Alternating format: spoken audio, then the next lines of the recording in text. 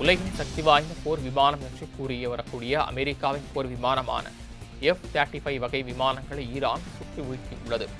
எதிரி நாட்டால் தாக்க முடியாத விமானம் என்று கூறப்பட்டு வந்த ஸ்டெல்த் F-35 விமானத்தை ஈரான் வீழ்த்தியதால் அமெரிக்கா அதிர்ச்சியடைந்து வந்த நிலையில் இதுவரை எந்த நாட்டு ராணுவத்தாலும் தாக்கப்பட முடியாதது F-35 என்ற பெருமையை ஈரான் ராணுவம் தகர்த்துவிட்டது.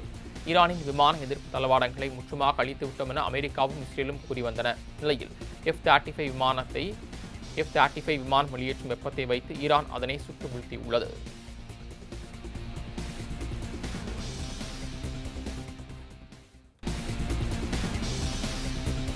இலங்கை மத்தள சர்வதேச விமான நிலையத்தில் அமெரிக்காவின் போர் விமானங்கள் தரையிறங்க அனுமதி மறுக்கப்பட்டுள்ளதாக அந்நாட்டு அதிபர் அனுரகுமார திசநாயக்க தெரிவித்துள்ளார். இதுகுறித்து இலங்கை நாடாளுமன்றத்தில் பேசிய அவர், கிழக்கு ஆப்பிரிக்காவின் ஜிபூட்டியில் நிலைநிறுத்தப்பட்டிருந்த அமெரிக்க விமானங்கள் கடந்த 4ஆம் தேதி மற்றும் வரும் மார்ச் 25ஆம் தேதி இலங்கையில் தரையிறங்க அனுமதி கோரியதாகவும் ஆனால் அதற்கு மறுப்பு தெரிவித்ததாகவும் கூறினார். மேலும் பல்வேறு அழுத்தங்கள் கொடுக்கப்படும் நிலையிலும் தங்களது நடுநிலைத்தன்மையை பேண விரும்புவதாக கூறினார். மத்திய கிழக்கு பகுதியில் நிலவும் போர் பதற்றத்தால் இலங்கையும் கடுமையாக பாதிக்கப்பட்டுள்ள நிலையில் அமெரிக்க அரசுக்கு உதவ இலங்கை அரசு மறுப்பு தெரிவித்துள்ளது குறிப்பிடத்தக்கது. உலகின் சக்தி வாய்ந்த போர் விமானம் என்று கூறிய வரக்கூடிய அமெரிக்காவின் போர் விமானமான F-35 வகை விமானங்களை ஈரான் சுட்டு வீழ்த்தியுள்ளது. எதிரி நாட்டால் தாக்க முடியாத விமானம் என்று கூறப்பட்டு வந்த ஸ்டெல்த் F-35 விமானத்தை ஈரான் வீழ்த்தியதால் அமெரிக்கா அதிர்ச்சியடைந்து வந்த நிலையில் இதுவரை எந்த நாட்டு ராணுவத்தாலும் தாக்கப்பட முடியாதது F-35 என்ற பெருமையை ஈரான் ராணுவம் தகர்த்துவிட்டது.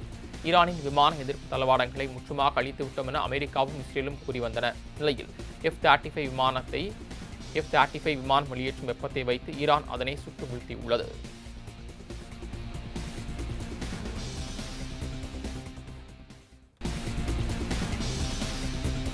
இலங்கை மத்தள சர்வதேச விமான நிலையத்தில் அமெரிக்காவின் போர் விமானங்கள் தரையிறங்க அனுமதி மறுக்கப்பட்டுள்ளதாக அந்நாட்டு அதிபர் அனுரகுமார திசநாயக்க தெரிவித்துள்ளார். இதுகுறித்து இலங்கை நாடாளுமன்றத்தில் பேசிய அவர், கிழக்கு ஆப்பிரிக்காவின் ஜிபூட்டியில் நிலைநிறுத்தப்பட்டிருந்த அமெரிக்க விமானங்கள் கடந்த 4ஆம் தேதி மற்றும் வரும் மார்ச் 25ஆம் தேதி இலங்கையில் தரையிறங்க அனுமதி கோரியதாகவும் ஆனால் அதற்கு மறுப்பு தெரிவித்ததாகவும் கூறினார். மேலும் பல்வேறு அழுத்தங்கள் கொடுக்கப்படும் நிலையிலும் தங்களது நடுநிலைத்தன்மையை பேண விரும்புவதாக கூறினார். மத்திய கிழக்கு பகுதியில் நிலவும் போர் பதற்றத்தால் இலங்கையும் கடுமையாக பாதிக்கப்பட்டுள்ள நிலையில் அமெரிக்க அரசுக்கு உதவ இலங்கை அரசு மறுப்பு தெரிவித்துள்ளது குறிப்பிடத்தக்கது. உலகின் சக்தி வாய்ந்த போர் விமானம் என்று கூறிய வரக்கூடிய அமெரிக்காவின் போர் விமானமான F-35 வகை விமானங்களை ஈரான் சுட்டு வீழ்த்தியுள்ளது. எதிரி நாட்டால் தாக்க முடியாத விமானம் என்று கூறப்பட்டு வந்த ஸ்டெல்த் F-35 விமானத்தை ஈரான் வீழ்த்தியதால் அமெரிக்கா அதிர்ச்சியடைந்து வந்த நிலையில் இதுவரை எந்த நாட்டு ராணுவத்தாலும் தாக்கப்பட முடியாதது F-35 என்ற பெருமையை ஈரான் ராணுவம் தகர்த்துவிட்டது. ஈரானின் விமான எதிர்ப்பு தளவாடங்களை முற்றுமாக அழித்துவிட்டோம் என அமெரிக்காவும் இஸ்ரேலும் கூறி வந்தன நிலையில் F-35 விமானம் வெளியேற்றும் வெப்பத்தை வைத்து ஈரான் அதனை சுட்டு வீழ்த்தியுள்ளது.